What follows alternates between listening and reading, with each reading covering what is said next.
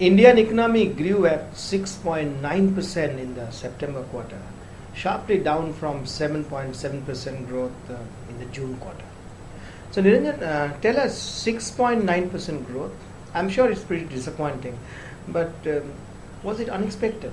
No, not at all unexpected.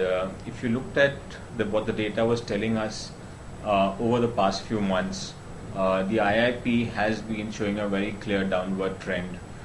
There have been problems with the IIP data, but the trend at least was indicating a slowdown.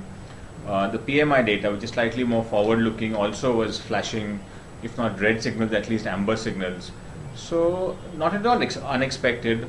Also, over this past week or so, most analysts also, who had been polled by the wire agencies were expecting a economic growth rate of about 6.8, 6.9.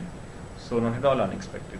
So tell us, looking forward, do you believe the situation will get worse from here? Well, it definitely will not get better. But see, if you can do a quick calculation that the economy grew at about 7.7% first quarter, now 6.9, and if you assume that the annual growth rate for this fiscal 12 will be about 7%, which means that in the next 2 quarters also the economy will grow at between 6 and 6.2%.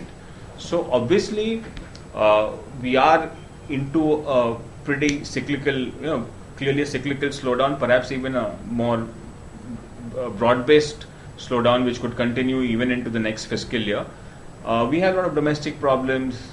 The global economy is obviously in trouble. Europe is headed for recession. One doesn't know what's happening in China. So the overall global outlook itself is pretty dark, So I think this slowdown is going to be pretty protracted. It's not going to be a V-shaped bounce like we saw in 2009. The other thing, which is pretty sort of disappointing in these numbers is if you actually work through the numbers a bit, do some calculations, you realize that most of the GDP growth has come from consumption activity. Yes. And the investment situation is really bleak.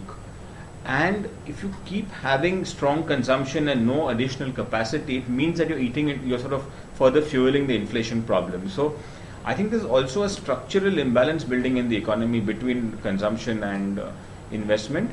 So in short, I think that this is going to be a pretty long drawn out affair, and if the investment cycle does not pick up, I think even our medium term growth prospects are at risk. I have the last question to ask you in just 2 parts. Reserve Bank of India in its October policy has cut its growth position to 7.6%.